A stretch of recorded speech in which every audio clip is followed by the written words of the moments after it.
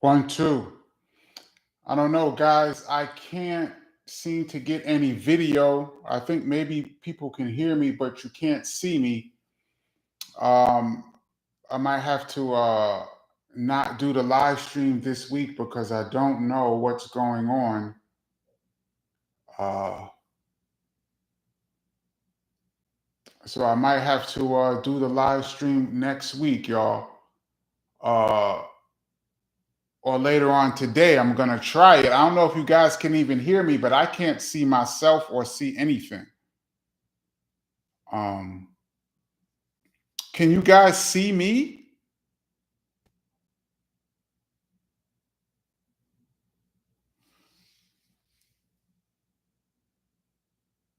Oh, you said you can see and hear me, but I can't see you.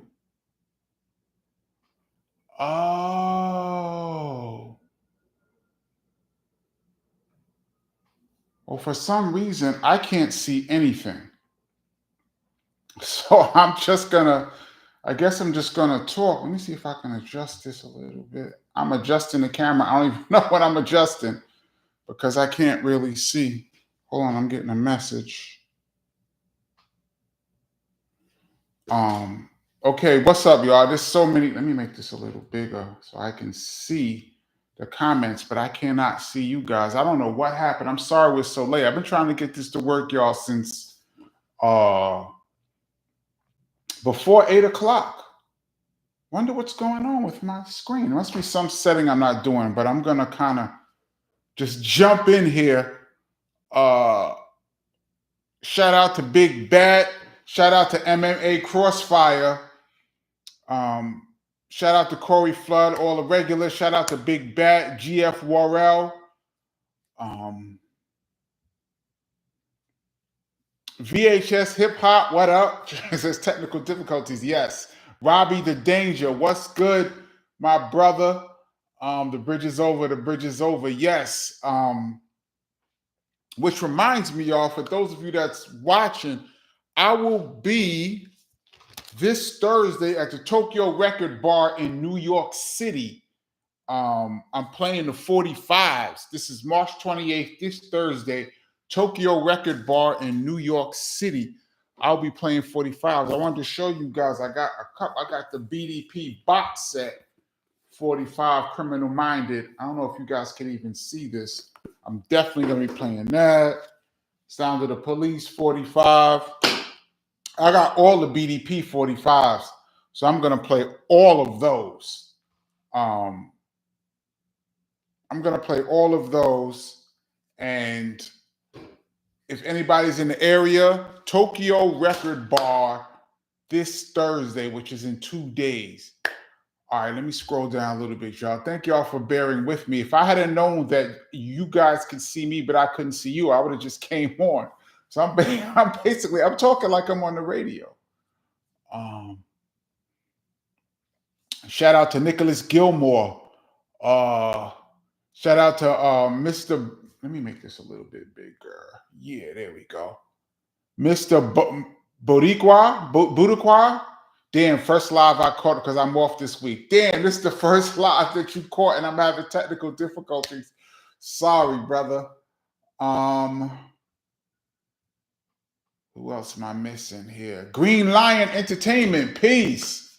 That means we get a 2-hour special, right? OG Katie. Yeah, if y'all want to hang out. We just talking. GF World, Heather B finally shut him down. You know, that could be the answer. I gotta figure out what I did wrong with this. Greg Nettis, what up? Kenny is live at the barbecue. Robbie the Danger, 2-hour Tuesday. I'm just trying to catch people who I have not shouted out. I see somebody say I was MM Crossfire. I was just kidding about the Diddy compound bit. I was somewhere with Diddy. That's funny. Yo, Diddy is in big trouble, y'all. I don't want to pile on to the Diddy conversation because every channel is talking about him, but whew, he's in trouble. Robbie the Danger, thank you so much once again for your contribution to the channel each week. You are so much appreciated. Robbie says, red cup emoji. Cheers, everybody. Salute. Where's my red cup? Hold on. Damn, my cup is all the way over here today. Whoa. I need some water today. MMA Crossfire, smartphone camera is a good quick substitute. Yeah, I tried using 2 different MacBook Pros and it still wouldn't work. I don't know what's going on. I don't know if it's something to do with YouTube or what, because I switched computers. I tried to do it a few different times. I don't know, y'all. Thank you, Robbie the Danger. I really appreciate it. Robbie the Danger, that boat hit KP's Wi-Fi. Yo, that boat in Baltimore. Shout out to everybody in Baltimore. I hope nobody has any family that got caught up in that mess in Baltimore, because that's crazy. Did y'all see the footage?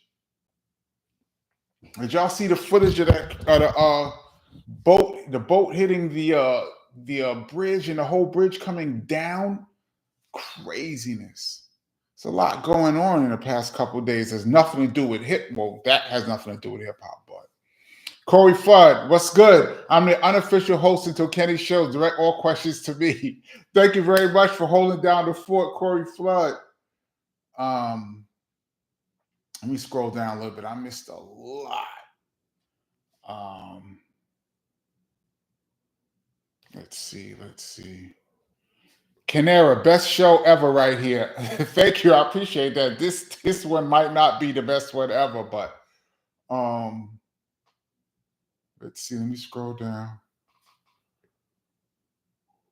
Gregory Nettis, Kenny is probably thinking about that old commercial, Want to Get Away. Yeah, that's a lot of technical problems. Kenny got more technical problems than Rasheed Wallace.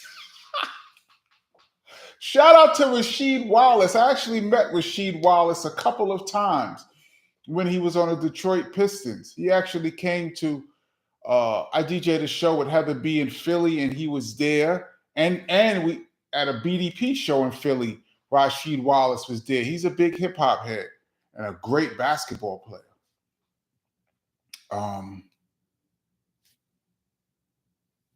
Big Bat, no rush for that Freaknik doc either. I don't know what y'all talking about, but yo, did y'all see that? I saw like a little trailer for that Freaknik doc. Could you imagine all the people that thought they were getting over, that all of their business was lost, and they're going to be on that Freaknik doc? These are people that's probably like grandmothers and grandfathers right now, and their kids are going to see them standing on top of cars. It's crazy.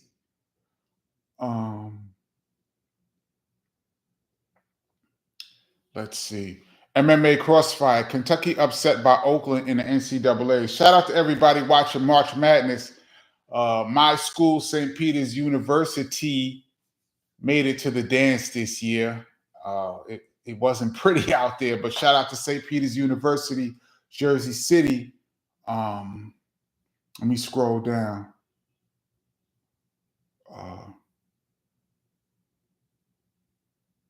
Donald Haskins Jr. What's good? That's a name I don't recognize. Let's see. I'm way behind. VHS Hip Hop. Check 1, check 2. KP shows on the air. Yes. I can't believe I can't see the screen, even though normally the only thing that I would be seeing is me, actually. So actually everything else is pretty much the same. I don't know why I'm bugging. I just can't see me. So this is so whack. But I'm gonna let me scroll down. Derek Stencil, Kenny, yes, we can hear you. D King 1989, what's good? Welcome back. Yo, we do this every Tuesday, 8 p.m. Eastern Standard Time. Supposed to be 8 p.m. Eastern Standard Time. Every Tuesday evening, 8 p.m. Eastern Standard Time. Anyway, what's good? Face Finster, what's good?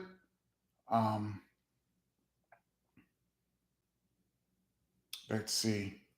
Napoleon, what's good, my brother? Yes, we could see you. Napoleon, that's my dude, always on the check-in Thank you so much. Sinister 2289, yo, Kenny, big shouts from UK. Think that Shell Supernatural AP Natural Disasters got released this year. Did it really? Shout out to my man Supernatural.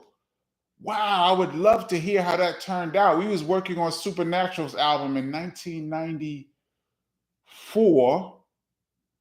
And then when that whole thing happened with the battle with Craig G, it just everything seemed like it just went downhill after that. The record never came out. He was on a radio station, 98.7 Kiss FM. I think that went away. It was just a whole bad situation. But shout out to my man Supernatural. I would love to hear that. I wonder if any of my beats are on that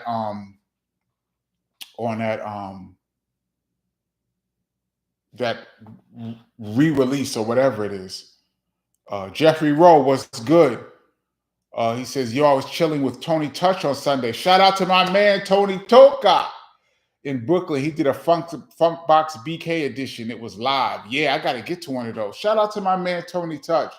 He is a good friend of BDP. The Real Brother Rob, salute, Kenny. Appreciate you sharing your knowledge and experience with us. Thank you. Now, I really appreciate you guys listening, man. This is like my favorite part of the week, just coming on here and just talking with y'all. We really have no format. We just be talking about whatever, hip hop. If you guys got any questions or anything that I can answer or whatever, we just talking. And I appreciate every last one of you guys that come on here. You guys are the real backbone of this channel. I say that every week. And I haven't really posted any epic fail videos in a minute. I think the next one I want to do is a Juice Crew one. I have a funny Juice Crew story. I'm trying to do like a couple of them, but I have a real funny Juice Crew story with one of the members of Juice Crew, not Biz. And I think I want to do that one next. Haitian Space Program. Kenny, I read the book. Thank you so much for purchasing the book. Let me plug the book real quick. For those of you that haven't picked up the book yet, my brother's name is Kenny. The whole BDP story is in there, plus some behind-the-scenes stuff. Haitian Space Program says, Kenny, I read the book and want to know what your player profile was. Slasher, spot-up guy, energy guy, etc. I was more like a slasher. I was like a small forward. I was more like a slasher. I would say slasher in the 80s, yeah. I wasn't really a spot-up guy. I was more of a slasher. Good question. ER, yo, you whack if you ain't copped the book. Buy the book or get the Bozak. Shout out to EPMD, get the Bozak. Appreciate this extension of the book. Thank you so much. Yeah, it's an extension of the books. It's an extension of whatever, man. We just talking about whatever. Damon Clark, yo, Kenny, what's your Mount Rushmore of hip hop movies? Good question. Well, we got to define what is a hip hop movie, because, like, is it a movie that has rappers in it, or is it a movie about rap? I mean, of course, Wild Style would be considered the blueprint, the granddaddy of hip hop movies. Excuse me. I didn't see Wild Style till years later. I think it came out in 82, 83. I didn't see Wild Style till like it was on VHS. But I did see Crush Groove in 85 when that came out. The line was around the corner and down the block, and me and my friends jumped the line to see Crush Groove. That's on my Mount Rushmore. Crush Groove would be on there. Crush Groove, Wild Style. Is Juice a hip hop movie? Like a movie like that, or is Friday a hip hop movie? Like it's Boys in the Hood. Are those hip hop movies, or are those just like hood movies? Because if you go just like a hip hop movie, I would go Crush Groove. Beat Street. I thought Beat Street was all right. I saw Beat Street in the movies too. I thought it was all right. I didn't love Beat Street, but it was cool. Those are like the three that I could think of that's like hip hop movies. Everything else was like rappers in hip hop. I got to get back. That's a good question, y'all. Let me scroll down a little bit. Elicio Oko, Charlotte, North Carolina, via Atlanta, via Costa Rica. Wow, shout out to Charlotte, shout out to Atlanta. Both of those places, we used to do a lot of shows there in my time. Not Costa Rica. I've never been to Costa Rica, but Gregory Nettis, yo, Kenny, have you ever been to Madison Square Garden? The court is extremely bright, and I met Evander Holyfield there. His hands is huge and a really nice guy. He told me he was chilling. Yeah, of course I've been to Madison Square Garden too many times to count. I performed at Madison Square Garden with BDP, I believe, twice. I played ball at Madison Square Garden when I was in college. St. Peter's versus a couple of schools. We played a few schools there. Fordham we played, Manhattan. We played a few schools. I played ball in the Garden and I DJ'd at the Garden. And of course, I've been there for Knicks games. I've been there for New York Liberty games. I've been there.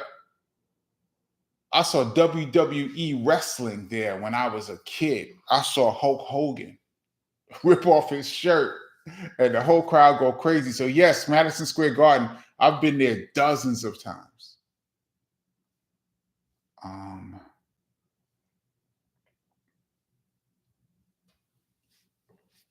Let me see. Somebody said Breaking 2, Electric Boogaloo was a letdown. I didn't see that movie, but I like the song. Ain't no stopping us. Is that from Breaking 2 or Breaking 1? No one does it better. I like that. I like that song, but I didn't see the movie.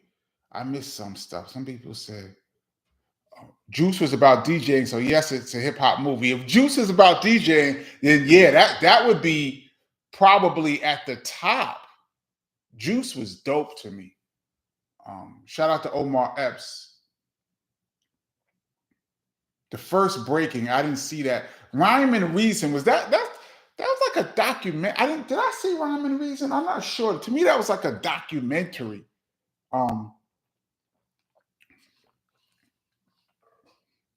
I didn't see that. Boys in the Hood is a hood movie. Okay, yeah. I was just watching Boys in the Hood like 2 days ago. Dre Stack Dollars said Juice is a borderline from the experience of Q as an individual. So it's like a borderline rap movie.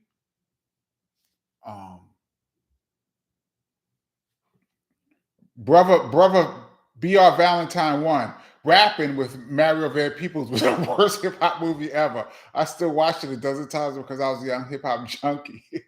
I didn't see Rapping either. I forgot about Rapping. Was it Ice-T in Rapping? Where did they do that at? Beat Street was hip hop, bro. Beat Street was hip hop. Shout out to Beat Street. I thought it was all right. Like I just didn't think it was. I don't know. Beat Street didn't really blow me away for some reason.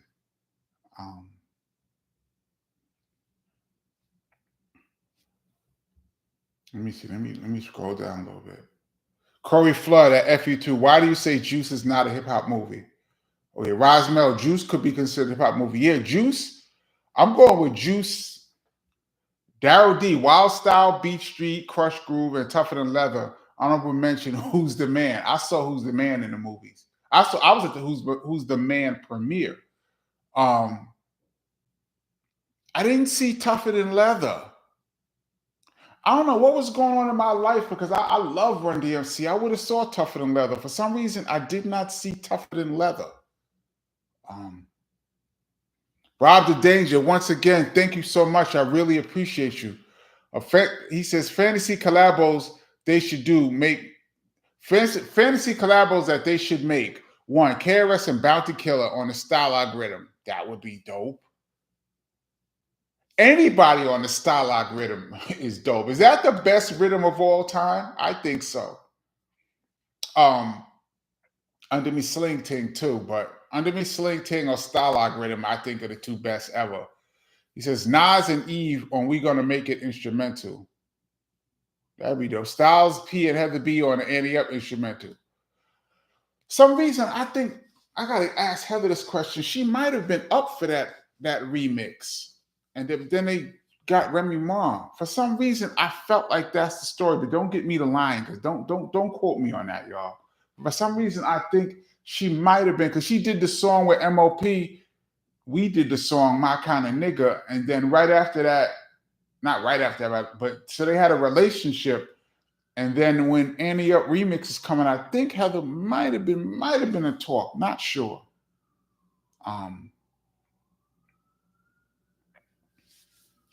Daniel Don Freeman, yo KP, when Chris had made Spiritual Minded, were you totally surprised, or were you already in the loop about that dope album? I was totally surprised.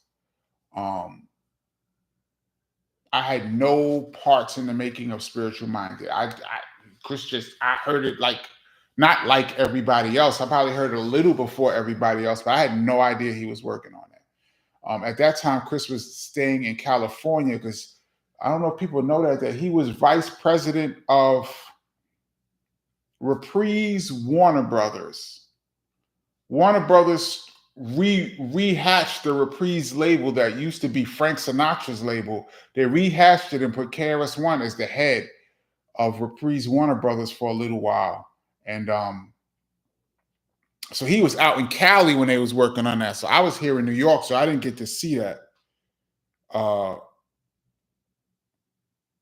Yeah, I didn't get to see that. So I heard about it just like everybody else. E-Money, was 8 Mile considered a hip-hop movie? I think so. 8 Mile is about battling an MC. I'm putting 8 Mile in the top 2 or 3. 8 Mile is way up there to me. 8 Mile, that's a good one. MMA Crossfire said 8 Mile. 8 Mile was good. Yeah, E-Money, that's a really good one. I'm saying 8 Mile was absolutely a hip-hop movie and could have been the best. Not the best, right up there. JT, what up, Ken? Shout out from Cleveland, Ohio. Shout out Cleveland, Ohio. I do believe we did some shows out there. We used to do a few shows in Ohio. We didn't do a lot of shows in the Midwest. Well, Ohio, that's a lie, because Chicago's the Midwest. We did a lot of Ohio and Detroit once in a while. So I guess that's Midwest. Anything past that, we didn't do a lot of shows there. Napoleon Maddox, got a chance to meet up with and open for the OG MC Solaar from the first volume of Guru's Jazzmatazz. Were you around for any of those sessions? No, I was not. There's a lot of controversy with MC Solaar and Guru. I mean, I don't want to get into it, but we all know the controversy, or some of us do. There was a lot of controversy with that. But no, I've never met Solaar, to my knowledge, Napoleon. There's a lot of people that I have met, or we met before they came out. So you don't even really remember meeting them. And then later on,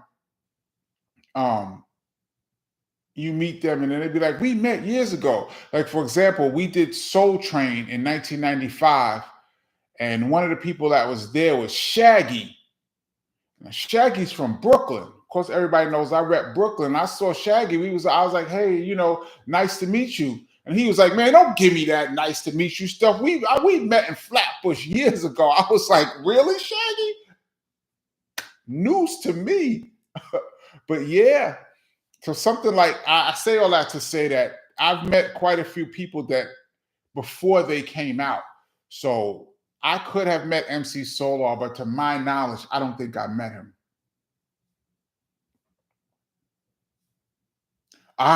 Anyway, said House Party. House Party was a big movie, and that's a hip hop movie.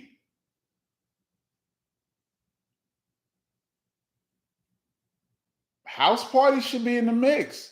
Gregory Nettis, Juice is way better than 8 Mile. Juice is better than 8 Mile. But I don't know if it's way better, but it's better. 8 Mile was dope, man, to me. Sinister 2289, do you still buy hip hop vinyl? Yes, I buy a lot of 45s. I was just talking about I'm gonna do this 45 party on Thursday. This is the BDP Criminal Minded box set. I actually bought this. I should have got hooked up, and I actually bought this Sound of the Police, and on the back of it is hip hop versus rap, which I produced. I never got no money or nothing from this, but I bought it anyway. To answer your question, yeah, I still buy vinyl. El Tico Loco, Bout It. That was Master P's movie. I forgot all about Master P's movie, Bout It. I did not see that movie. Number one, salute KP, salute. Was that you and KRS-One's real sister and mother in Love's Gonna Get You video?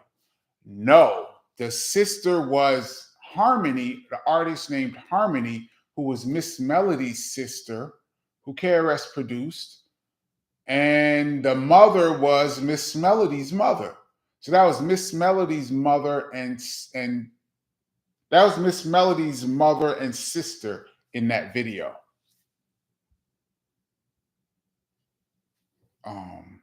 Muck the General. I hated Hustle and Flow, but I guess that would be considered a hip hop movie. I didn't see Hustle and Flow. I would consider that a hip hop movie, even though I didn't see it. So let me not comment. Damon Clark, no, MC Solaar and super producer Solaar are not the same person. Oh, okay, I'm making a mistake. I'm thinking of, well, he said Guru and Jazzmatazz. That's why I'm thinking Solaar, that was with Guru, right? Napoleon? Master Cypher Rep, you're thinking about DJ Solaar. MC Solaar is someone different. Okay, I'm getting it mixed up. Pardon me. And when he said Guru and Jazzmatazz, I'm thinking Solaar. That was with Guru. MMA Crossfire, who's the man? Dre and Ed Lover. Yeah, like I said, that movie had every rapper in the world in that movie. Shout out to Ed Lover and Dr. Dre. Ed Lover, that's my dude for life. And like I said, I was at that movie premiere.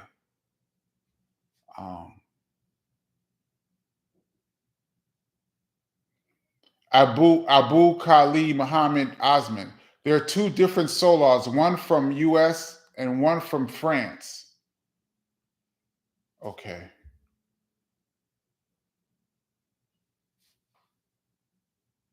Queen of the Underworld. Shout out Queen of the Underworld. Welcome back. I love MC Solaar. MC Solaar's name sounds familiar, but I gotta listen. I gotta go back. I gotta get my people right, because for some reason I had that mixed up. JT, the show documentary was dope. That was dope. I wouldn't call that a hip hop movie, but that was a dope documentary. E-Money, did you do any shows in Kansas City or St. Louis? St. Louis, that's Midwest. We did do a show in St. Louis because we went to the Arch for a second. Our hotel wasn't far from the Arch. We did one show in my time in DJing for BDP, which was from like late 89 to like 2002-ish straight away. And then after that, periodically. We did one show in that time in St. Louis. We never went to Kansas City. Not when I was there, but Chris went to Kansas City. I talk about that in my epic fails. I did an epic fails on NWA with KRS. I talk about how KRS-One first saw NWA in Kansas City.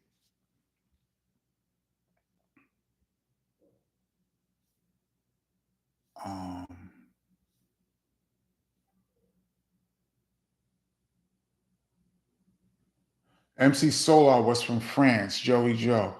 MK Ultra, RIP Guru. Yes, RIP Guru, always. I used to see Guru in parties all the time back in the day, like when they first came out. It's crazy. I miss Guru. He's a good dude. Alex Mathis, 43. DJ KP, hope you and your family are well. Thank you. Yes, we are. Big BDP fan here in Detroit. I remember my boys showing me when I came around with the Criminal Minded LP.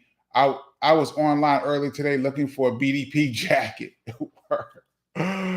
Oh, I saw Chris talking recently about how he's gonna do. He still has a jacket from Jack of Spades.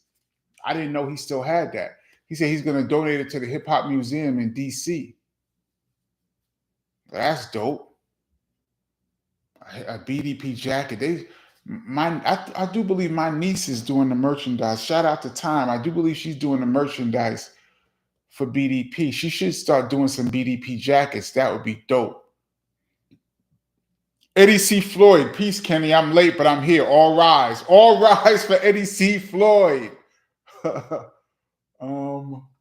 Takashi Mandela, what's good? Haven't heard from you in a while. Thank you so much. I really appreciate your contributions to the show. Thank you. What's up, my brother? Please tell me, did you have any rowdy, dangerous shows? A show that was like, I got to get out of here. Man, first of all, anytime you went to Latin Quarters or Union Square, it was dangerous. Those are one of the two most famous hip-hop nightclubs in New York. 86, 87. I talk about it a lot in the book. Brooklyn was running wild in there. Brooklyn was out of control. As far as the BDP show, we had two shows I could think of that was really wild. We did a show in Oakland, and I believe 1990 or 91. It was in like a theater, and it was packed. I remember the crowd was so rowdy. And I remember we came in there, and it was like a fight, and they broke up the fight. And I was like, yo, this crowd looks a little extra wild in Oakland. I remember we came on stage, and there was a fight in the crowd. And I don't know if I could say this on YouTube. Somebody got jukes. Somebody got jukes in the crowd. And they told us we had to stop the music. And the ambulance came in there. The police came running. The ambulance came in. And they literally took a dude in a stretcher. And I remember the people in the crowd was singing Public Enemy. 911 is a joke. They was going 911 is a joke. The whole crowd was saying it as the ambulance is carrying this dude out that got jukes. And the promoter was like, the show is canceled. That was in like either 90 or 91, like 91. I remember that. That was scary. And my other craziest show was in, I always say Connecticut. I don't know what part of Connecticut we was in, but you know, from New York, Connecticut is considered part of the New York tri-state area. The tri-state area is New Jersey, New York, Connecticut. But when you from New York, you think of Connecticut as like the suburbs. It's just houses and, you know, it's real nice in Connecticut. So we went to do a show in Connecticut, and there's some area in Connecticut. I don't know what this area is, but it was hood. This show was so wild. Chris was performing, and some dude jumped on stage, and we had a big security guy with us named Benji. Shout out to Benji. And Benji picked this guy up and threw him into the crowd. And the crowd said, oh, they thought it was dope. And then somebody else jumped on the stage. Benji picked him up and threw him out. And the crowd started thinking that like that was dope, like that was part of the show. And then we threw on I'm Still Number One. I remember it went, and as soon as the beat dropped, everybody rushed the stage. Boom! They just jumped. Like the whole crowd just rushed. They went crazy. I remember they ushered KRS off, and they ushered Will. Everybody that was with us got ushered off. But I was there by myself because I'm still with the turntables. The music is still playing. I'm still up there with the turntables, music playing, and everybody is like around me. Some dude was next to me. He was just banging on the walls, bang, bang. Like they just lost it. And I remember that show. They was like, stop the music. They cut the music. That show got canceled. We might have did like 3 songs. And it was like, yo, we gotta go. Those 2 shows I remember. Oakland and surprisingly Connecticut was crazy. Hip hop Hip Hop 1973. Hip Hop 1973. KRS should have performed the first verse of Hip Hop versus Rap and the Kenny Parker Show in the versus battle against Kane. He did do a verse of Hip Hop versus Rap. If you go back and watch it, I think he did say, you can't be ripping a mic, because that's how he brought out Buckshot. He said, he was doing a rhyme, then he said, how many MCs must get dissed? And then he said, how many MCs must get dissed? How many MCs must get dissed? And then Kid Capri threw on Black Moon, how many MCs must get dissed? And they brought out Buckshot. So he did do that. Hip Hop 1973. Queen of the Underworld, Guru and MC Solaar were friends. I'm getting this mixed up, y'all. GF Worrell, where is Fluffy Toenails? Where is Fluffy Toenails? Fluffy Toenails, you supposed to be here. Where you at? Dartmouth, what is your favorite J. Rue Damager track? Well, let's take Come Clean out of the equation.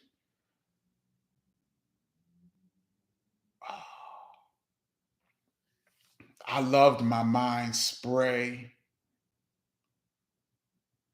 My Mind Spray was dope. The Bitches was dope.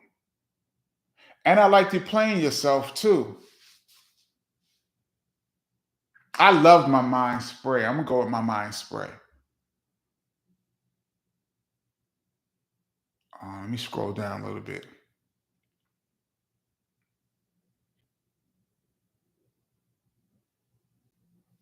Engage VR YouTube channel. You got to say it. Common, I Used to Love Her was a hip hop movie to me. Well, I guess the visual that he painted, sure. I mean, but his video wasn't really a movie. Like, to me, a video movie would be like My Mind's Playing Tricks on Me. That to me was cinematic, the video. I Used to Love Her to me is like a dope song. I don't know. Alex Mathis 43. Any BDP merch? Yes, you got to check. Or if you go to what's KRS's, the teacher underscore. Is it KRS the teacher? I don't know what his handle is on Instagram. It could be KRS-One underscore teacher, something like that. On Instagram, they have the links to where you could get BDP merch. Master Cypher Rep. Straight Outta Compton is a top tier hip hop film. Yes, it is.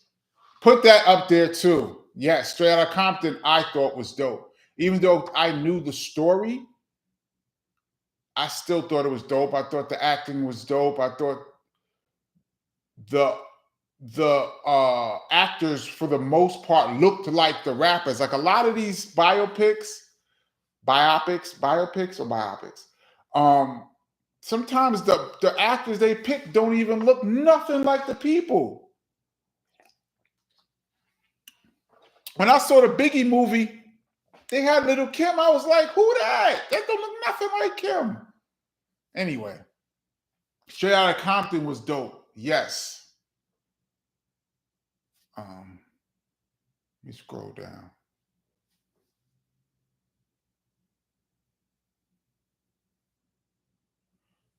West Banker. I didn't see it because I knew the story. I didn't feel it. I guess he's talking about Straight Outta Compton. Eddie C. Floyd. Yes. Teacher underscore KRS-One. Yes. That's his handle. Teacher underscore KRS-One. I believe you can get merch, BDP merch on there. Napoleon Maddox, yo, I'm Gonna Get You Sucker was borderline hip hop movie, but definitely a classic. Yes, I was at that premiere because BDP is in the end of that movie.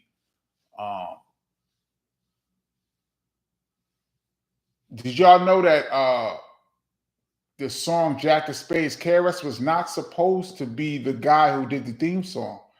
I do believe Keenan Ivory Wayans originally asked Eric B. and Rakim to do the song for I'm Gonna Get You Sucker. And for whatever reason, I don't know, Eric B. and Rakim did not do the song. And then they asked KRS to do this, or BDP, and Chris jumped right on that. Shout out to D Nice. I do believe he co-produced the track. And actually, if you look, that's actually Jack of Spades is one of the BDP songs that don't get mentioned that much. That was actually the way Chris broke down that movie was really dope. Big Bad. Ice Cube's son was spot on. Yes, as Ice Cube. Yes. And I do believe Ice Cube said he had to audition.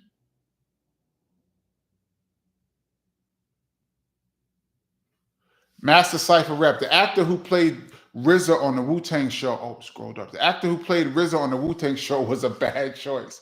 A good actor, but bad for that role. I'm going to leave that one alone. Lonnie, what's good, bro? I really like your program. Like your platform. Thank you so much. I really appreciate you checking in, Lonnie. We do this every Tuesday, 8 p.m. Eastern Standard Time, barring the technical difficulties. Dartmouth, what can we get for 63 cents? Yeah, that's a legal business.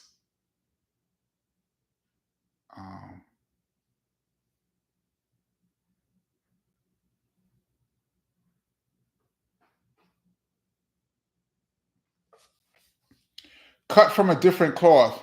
In light of recent events, in your opinion, percentage-wise, how grimy are record company executives? Most of them, less than half. I think I've spoken on this channel before about my opinion of the music business. I think 99.9% of everybody in the music business is a sucker. 99.9.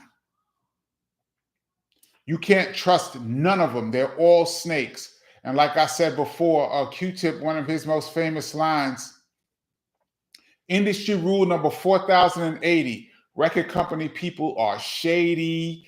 Q-Tip wrote that after he found out how much money he made from a gold album. And like I said, I've said this on this channel before, I'm going to say it again. I disagree with Q-Tip. I think Q-Tip was being nice, calling record company people shady. That's a compliment. Shady is like 2 levels up from what they really are. I think there's record company people right now going, wow, Q-Tip called us shady. He loves us.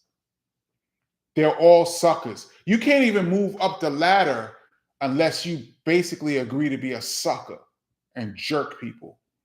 There's a handful of record company people that are cool. They're like unicorns, 1 in 1,000 to me. That's trustworthy and really about the music. Most of these people are just, I don't even want, I mean, I've beat this dead horse so many times, but thanks for that question. What do I think of record company people? All of them are suckers. Not some of them, all of them. Lenson Franklin, DJ Kenny, what's up from Tallahassee? Shout out Tallahassee. Hope it's warm down there. Gregory Netter, CB4 was a hip-hop funniest classic also. I forgot about CB4. I was at the CB4 premiere too. I want to shout out, this is bad. I want to shout out the actor who was in CB4. I think he was the co-star with Chris Rock. He was also G Money from New Jack City, but I can never remember his name right. He's mad cool. I met him at the CB4. I met him at that CB4 premiere, and he was mad cool. Can't remember his name. Somebody help me out, but he's mad cool though. Thomas Breeze, be real, Kenny. Were y'all actually listening to Straight Outta Compton in '88? I have an epic fail. I have a whole breakdown called Epic Fails NWA, which I did about 6 months ago on this channel. I go into the whole funny story behind my discovery of NWA. Please check it out. It's called Epic Fails, and it's NWA on this channel. That'll answer the question. Canamera, Alan Payne. Yes, Ed representing to Alan Payne. Yes, Alan Payne is mad cool, y'all, and a super hip hop head. Number 1, loved how KRS-One flipped the greedy G track for Jack of Spades. Yeah, he killed that. And that's KRS on the scratching too.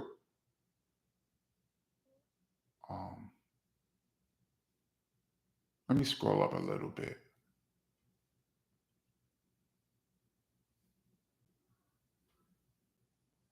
I missed something. I'm just going to jump in right. Mr. C Shopping Center, small hat suckers. Yeah. West Bank had the industry DMX. F you to a word at MC Shopping Center. Oh, small hat suckers. They are. Nandy Johnson, thievery. The whole industry is built on thievery. I really want to do like a whole breakdown, y'all, of what I feel. I mean, I would go, it would be too much right now, but I just want to do a whole talk. I might dedicate one whole live to just the music industry, maybe next week, because I really want to break down to y'all just how bad it really, really is. And it'll break your heart once you get in it and you find out what it really is. It'll break your spirit. That's why Prince had slave on his face. Prince, dude, sold millions of records and figured out that this is all bullshit. But it was too late. Once you sign it, by the time you figure out that it's bullshit, it's too late. Prince tried to fight it though. 49 and Neil, what's good, brother? Yo, Kenny, back in the days when we made a track and when we made a track in the studio, you had to go to the car to test the sound out because it could sound great in the studio, but whack in the car. Is that still like that? Well, I haven't been in the studio. I haven't made a song. I do a lot of pre-production in my career, but yes, that's the truth. Matter of fact, Sony Studios had a little room built like a car. It was like a cutoff of a car. It had steering wheel, doors, a car system in it. The whole thing in the studio was a room, a little room. And you would take your tape, by this point, maybe CD, and go and stick it into this built-in car thing, and listen to your music in it. That's a great question. Yes. That is a fact. These days, I guess you would listen to your music on a computer. You would go play your music on a computer or listen to it in AirPods or something to see if it sounds like, if it sounds right. But yeah. Big bet. Puffy proved the rap game is cutthroat and merciless. It's not just the rap game, it's all of music. And Puffy is just a disciple of a long line of suckers. I'm not calling Puffy a sucker. I would never disrespect anybody on this channel. I'm just saying whatever business practices that you think Puffy has, he learned from somebody who they learned from somebody, and then he taught somebody. It's a whole line. And there's gatekeepers too to make sure that you don't get but so far unless you're going to play the game. If you're not going to play the game, then you're only going to bump your head. Is a ceiling. There's a sucker ceiling. And when you reach this ceiling, you're either going to be a sucker and move on to the next level, or you're going to get weeded out. Spook Round 4Q. Is there any way I can get a hold of you? I've got a beat in my head mixing a Tribe Called Quest, Mobb Deep, and J. Rule. Well, DM me on Instagram, DJ Kenny Parker on Instagram. If y'all don't follow me on Instagram, I'm on there once in a while. DJ Kenny Parker, DM me. MC Shopping Center, they take your royals. They take more than your royals. They take everything.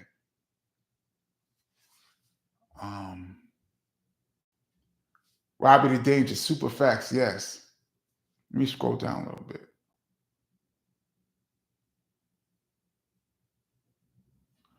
Charles 13X, Chris Lightyear, I guess you mean Chris Lighty, was a good record exec.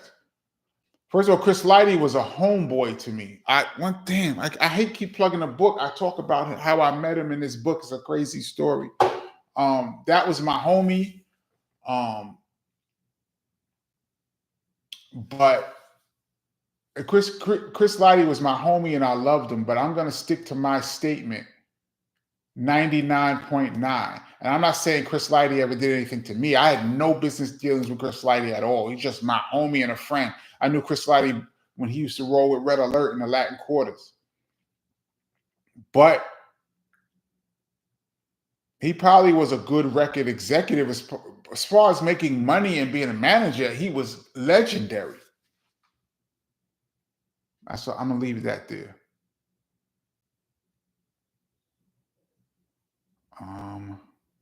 You scroll down a little bit.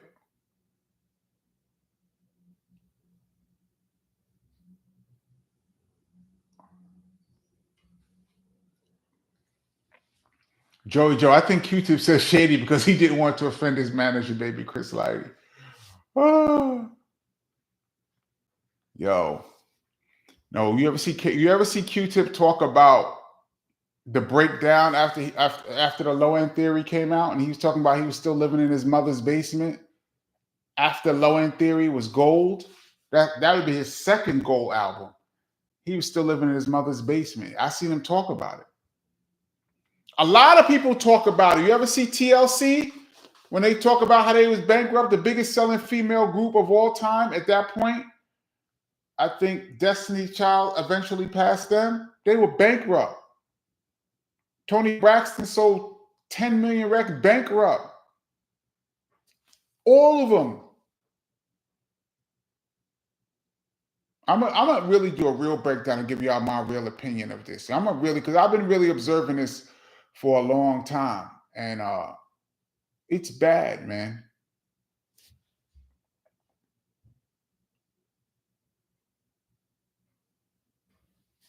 Spook Realm 4Q. Am I supposed to stand here? These bright lights, I probably catch a tan here.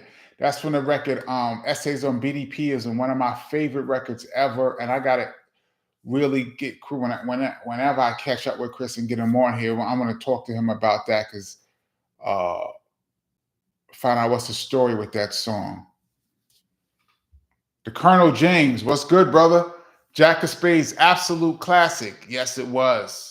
Absolute classic. It just gets lost in like the BDP catalog, and people talk about songs. It just kind of get Jack of Spades just kind of get lost in the sauce. That was a dope record. Charles 13X. If Chris started a podcast, it would bring balance to this hip hop culture. He has the Temple of Hip Hop. I think it's on Sundays. They do the Temple of Hip Hop podcast. Sundays. Where they do that at? What happened to Versuz? That's a good question, man. Versuz was such a great idea. I think three things. A couple of things. I don't know. And first of all, I don't know. But here's throw my opinion to my 2 cents in. First of all, Versuz was great because of the pandemic. Nobody could go outside. So on your screen, you could see concerts, and that was dope. So that was also part of the lore. But then when people was able to come outside, they took it to arenas and made shows out of it, which was dope. And then I believe Swiss Beats and Timbaland, who owned it, they sold it to a company. And then once the company bought it, I don't know what they did. They started trying to charge people mad money for to watch it. Because before, remember, it was free. For a minute, it was free. You just, click on the live and you just go on there. What I didn't like about Versuz was I liked how the beginning, when the Versuz was more like a family thing. Like you had two artists come on and they were more like friends, and they talk about the music, and they'll play a song and they'll talk about like the making of the song or what went into it. And another artist play their song, and sometimes they sing each other's songs. I like the camaraderie part of it when the R&B artists were doing it. But then when the hip hop came, then it became more like a battle. Then it became like you had to have a winner and a loser. Who won the verses? Once it became like that, I think it put a different feel on it to me. And then a lot of artists did not want to get involved in it because they didn't want to get caught up in losing a versus and how it looked for them. And so some artists that we would have loved to see do a versus wouldn't do it. And then it just became too competitive. A lot of people like the battle aspect of it. I liked it more when it was camaraderie. I liked it like that, and I liked it more when it wasn't an audience. Like you weren't performing to a crowd. You would. It was intimate setting, like how we're talking right here. That's how I liked it. I mean, I'd love to see you guys' opinion, but Lethal Five Flow. Be honest. What Puff's been accused of, powerful music industry people been doing for years. Absolutely. Once again, I don't know if Puffy's accusations are true or false, and I'm not going to pile on to the Puffy train. That every channel is talking about him, and most of us don't even know what's going on. We're getting information from TMZ, and dudes are doing whole posts about Puffy for stuff they read on TMZ. You don't even know what's going on, but what they're saying that he did, it doesn't seem outlandish to me. It seems like, yeah, that sounds about right. Not him, but the behavior, not just Puff, but overall. I've heard horror stories, y'all.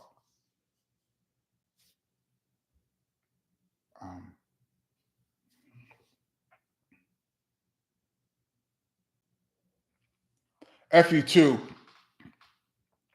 I saw G Dep in the train station in 09 looking like life was hard. This was less than 10 years after his debut album went gold. Exactly. Black Rob died penniless. I do believe Black Rob was homeless before he died. Dude had a platinum single and a platinum album, and nobody wouldn't help him. Dudes made millions, tens of millions off of him. He's a classic example, but he's just one of hundreds and hundreds of stories dating back to the 40s.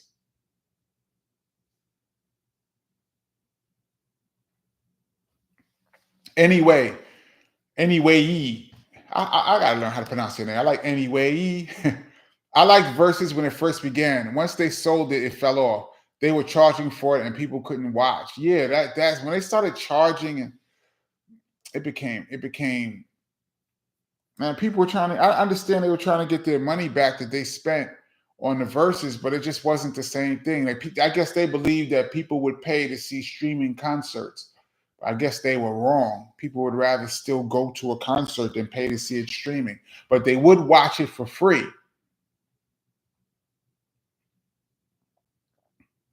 Gregory Nettis, House Party is the top 2 favorite hip hop movies ever. I saw House Party 1 and 2 in the movies. Shout out to Kid and Play. Shout out to my brother DJ Wiz.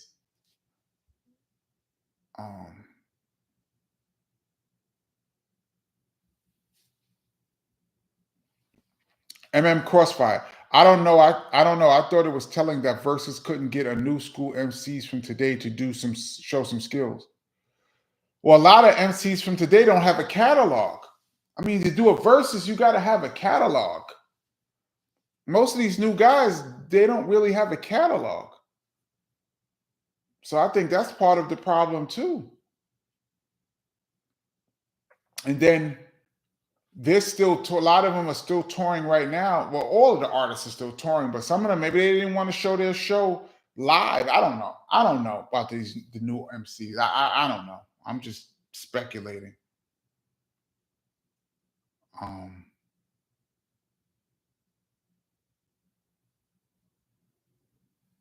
Where they do that at? Well, Frankie Lyman, yeah, Frankie Lyman. So there's a bunch. There's just sad stories, man. There's just, first of all, they're all sad stories.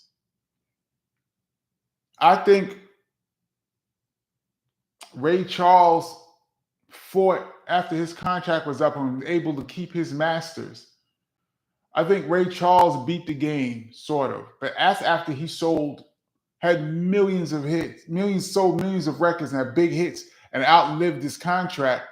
And I think he was able to own his masters. So Ray Charles might have beat the game. Everybody else, forget it. David Jeffrey, thank you so much for your contribution to the channel. I really appreciate it. He says, greetings, KP. Missed the last few lives, but caught your rewind. You were right about the symphony over Black Steel. Yes, Black Steel is just one piano loop, while symphony is two different loops. Three of your count video intro. Also, no one mentioned Gas Face. Yeah, that Aretha Franklin sample, that was dope. Gas Face pianos were dope. There's a conversation we were having, y'all, those that missed it from like 2 lives ago, about what was the best piano. I forgot who asked the question. It was a great question. Who had the best piano piano line, piano riff in hip hop? MM Crossfire, when did Craig Mack die? That's a good question. Shout out to Craig Mack. I met Craig Mack years before he came. I met Craig Mack in 1990 in Biz Markie's basement. Me, Biz, and a guy who was Craig Mack was in Biz's basement, and we listened to Ice Cube America's Most Wanted album. The whole album. We was down in Biz's basement listening to America's Most Wanted. Me, Ice Cube, and Craig Mack. That's when I first met him. I had to be, America's Most Wanted came out in 90, and Flavor in Your Ear dropped in 94. So this is like 4 years before Flavor in Your Ear. That's when I met Craig Mack. Shout out to him. He was mad cool. His manager was telling me that they was trying to get the beat for Madism for Craig Mack.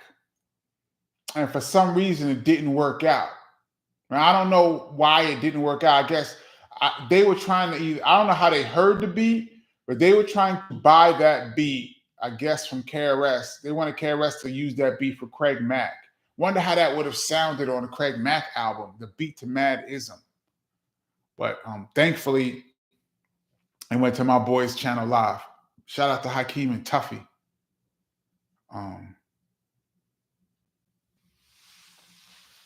The Colonel James, this record industry criminality topic was skillfully hit as part of the plot of The Sopranos. Yeah, I remember that.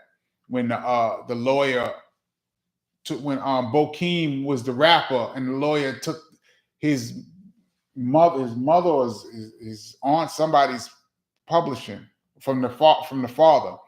The character advocating for the artist fam to recoup his stolen earnings was played by Bonner. Yeah, I remember that episode. That's basically how it went. People got publishing on your record that didn't write, produce, what is even in the studio, and got writer's credit for your song, and therefore got a big chunk of the money. Criminal, man.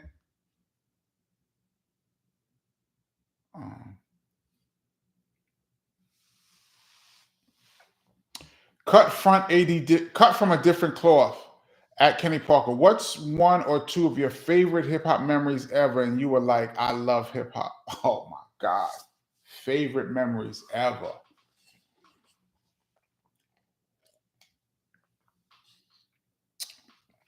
First time I heard Rapper's Delight, of course, changed my life.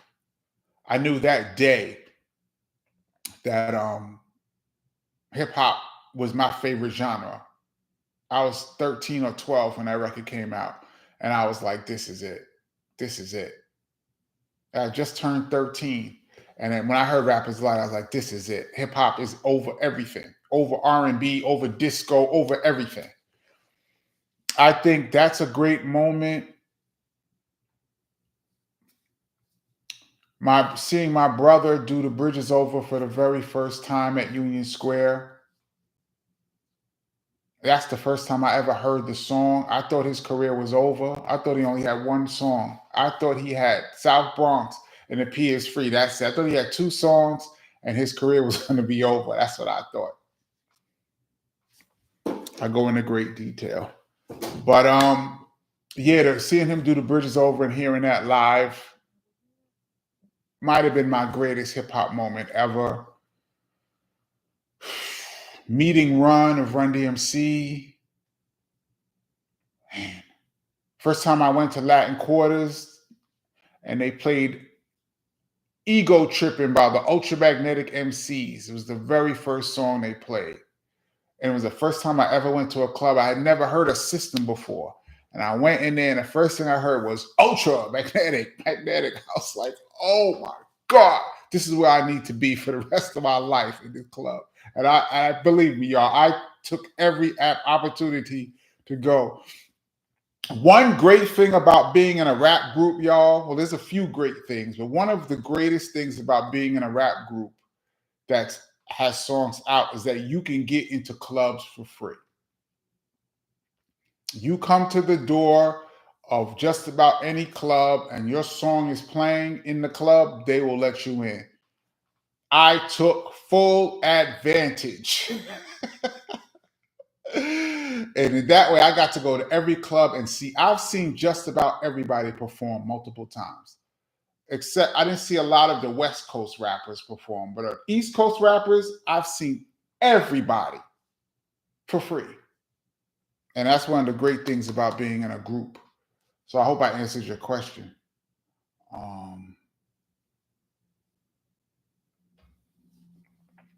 Ed representing. When I heard South Bronx and Make the Music with Your Mouth, Biz, that was the moment for me. Yeah. That whole era, that's when the sound changed. That's when sampling came in. Shout out to Marley Marl, the father of modern sampling.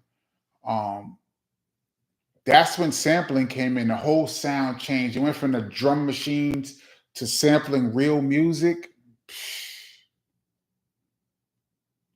First time I heard Rakim, Check Out My Melody. Oh my God.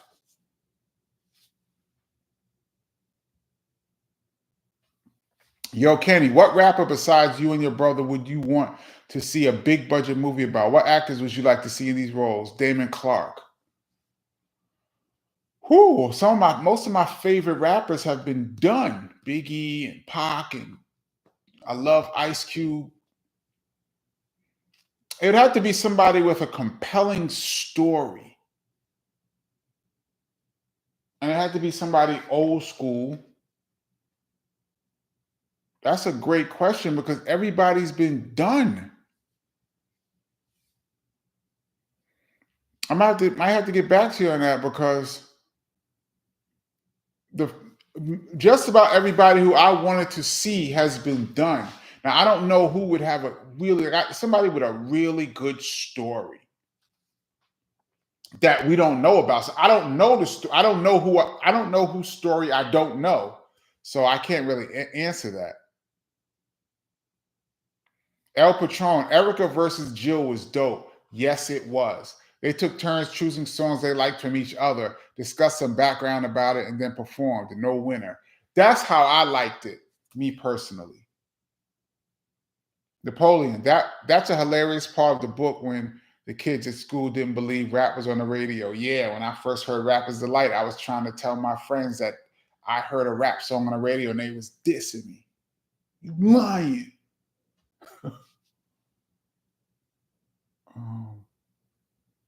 Big Bat. The Diddy movie would be fire. Yo, right about now, if you're going to do the real story, like if we could really get the sensationalism behind Diddy, because he has actually a great story. He went from an intern at Uptown to the biggest executive out in like 4 years. And the Diddy movie, especially, but it has to be what's going on now too. So I guess the movie's still being written. But yeah, that would be his story would be pretty crazy right about now. We go through the whole thing with the club and J-Lo and all the artists. Yeah. Robert the Danger. DMX movie would be lit. Yes, I heard he was an orphan. That would be lit. Yeah, it would be. I would consider him a little bit newer, relatively speaking, but yeah.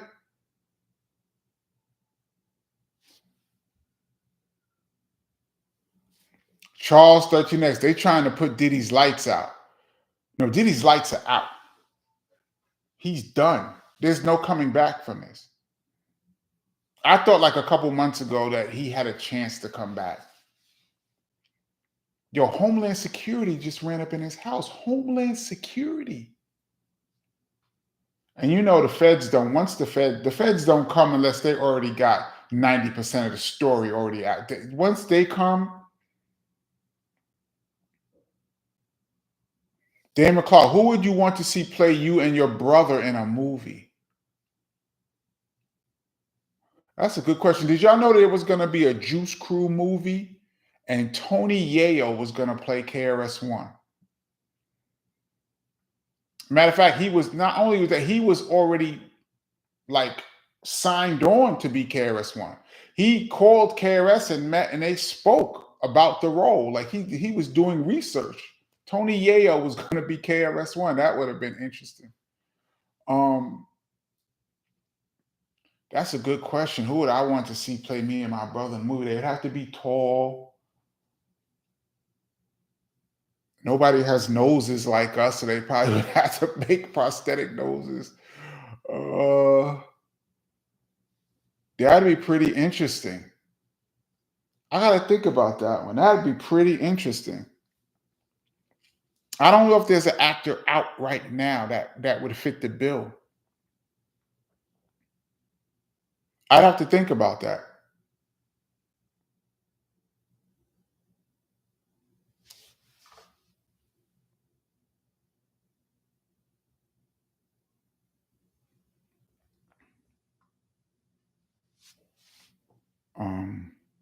Alpha Dog, Dave Chappelle could play you. Dave Chappelle could play anybody, man. That would be funny though. Dave is not tall, but that would be pretty interesting. Ernest Cook, Kenny, talk about the exhibit song with KRS-One, the Kenny Parker show. Well, I heard about that song when it came out. Even though the song, and for those of you that did not see, I did a Kenny Parker show breakdown on this channel. If you go back, I think I did it about 7 months ago, 8 months ago. It's called the Kenny Parker Show breakdown. And I talk about how that whole song came about. Basically, even though I did some scratches on that song, it was Willie D who spoke on that song, but I didn't own any rights or any publishing to the song. So when Exhibit and Dre and those guys wanted to do the song over, they didn't have to speak to me at all. They went to the person who owned the publishing rights, which is KRS-One. He wrote the rhymes, he produced the whole song, and he did some scratches on. I did some of the scratches, he did some of the scratches on that song. So that's a KRS-One song. So he owned the whole song. So I didn't hear anything about that song. And when it came out, I was like, oh, they did the Kenny Parker show over. Nobody said nothing to me. So y'all probably heard the song exactly at the same time I heard it. So I don't even know what to say about it. Shout out to Exhibit. I'm happy that they did the song over. I'm happy that they liked it.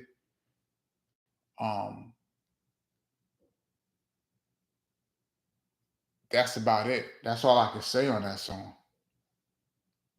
MK Ultra said the Fat Boys movie. Disorderlies. I saw Disorderlies in the movies. I paid money and saw that. Shout out to Cool Rock Ski. I got a chance a few years ago to sit and chop it up with Cool Rock Ski. He's a real hip hop head, y'all, and a legend. The Fat Boys are legends. Shout out to them. Vex Perel, Nicolas Cage is Kenny Parker. Yo, if Nicolas Cage ever, I'm with it all. Last Call, Shock G movie. That would be interesting. Robbie the Danger, The Rock is Kenny Parker.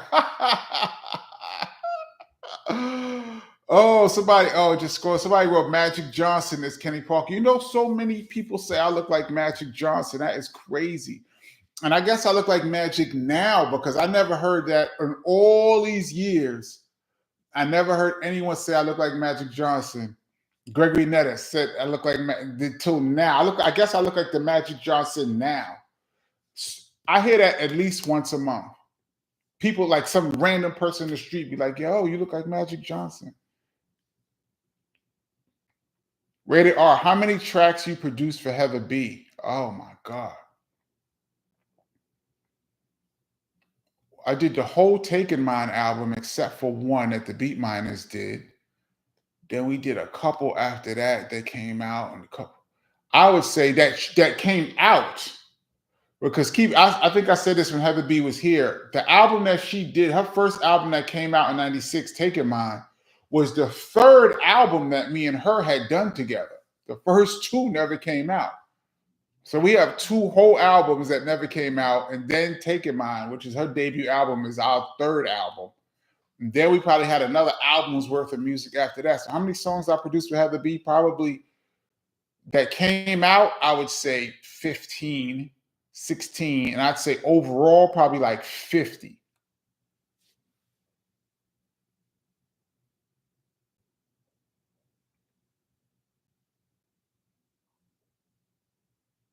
Guess who, MF? Shake the game up and play yourself before someone else does it first. Exact.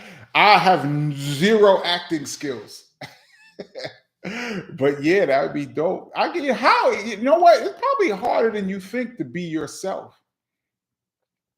It sounds simple, but it's probably to act like yourself, not just be you walking around, but to act like yourself, to portray yourself in a believable way to other people that don't know you. That might be difficult, more difficult than you think. Mr. C at DJ Swift. They have a Biz Markie documentary playing on Paramount Plus called All Up in the Biz. Yeah. You know, like I think I mentioned before, I cannot bring myself to watch it. I'm not even ready to watch that yet. I don't know why. It's like a celebration of his life, but I don't know if I mentioned this to you guys before. Me and Biz were really good friends, and we hung out so many times for so many years. I still have Biz's picture on my wall right there. That's the last time I saw Biz. We took that picture, and I still can't even bring myself to watch it, man.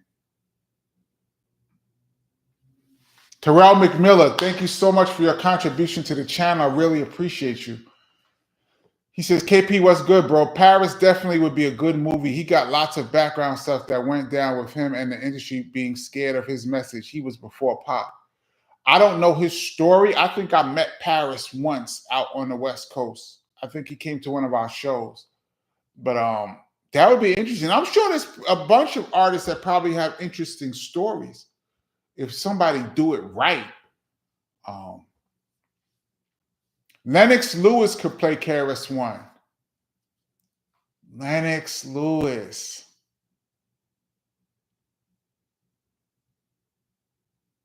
GF Worrell, Kenny, you're at an hour, bro. Time to get off. Yeah, you're right. Actually, I try to keep these lives to an hour. We're at an hour and 18. You are 100% right, GF Worrell.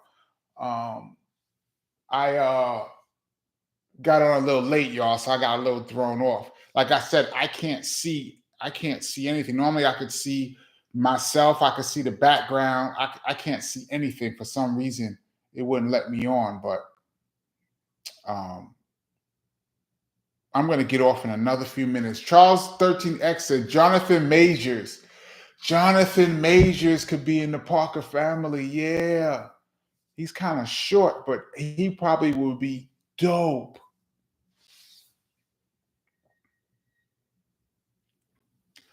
Abu Khalil Muhammad. They went after Diddy like they did with Cosby. Both had ambitions for their own channels and networks with similar changes. No one of the Ebony Shade will reach NBC status.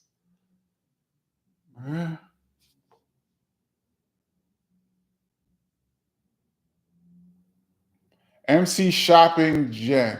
I love Kenny, but as an old boy in England, I was into hip hop before he was. Do you mean by me, Kenny? Were you into hip hop before me? I don't know about that.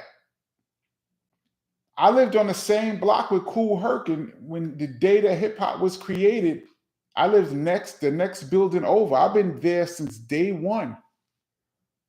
Living in New York. I mean, you're from England. I don't know. I might want to battle you on that one.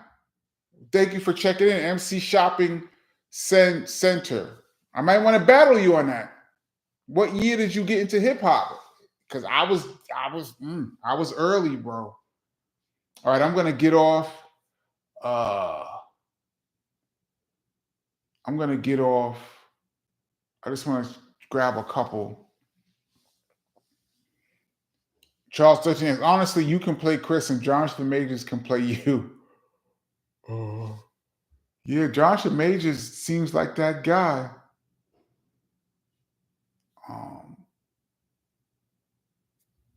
There's a lot of questions here I really want to get into.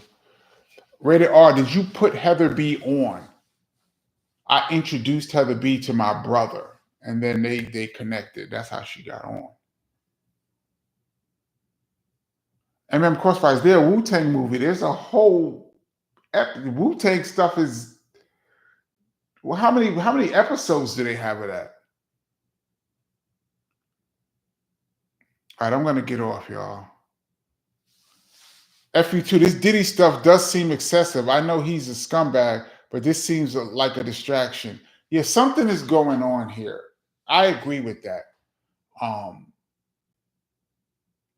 The wave that's coming on him right now out of nowhere, and like it wasn't like what he was doing is a secret. He was having whole big parties with a lot of celebrities there. All of a sudden, all this wave is coming on him. It does seem a little suspicious. Robbie the Danger, Ving Rhames is too tall.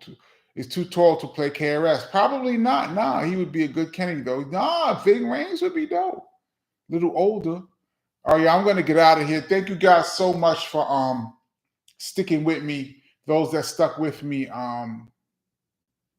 Like I said, I had some technical difficulties, which I still do.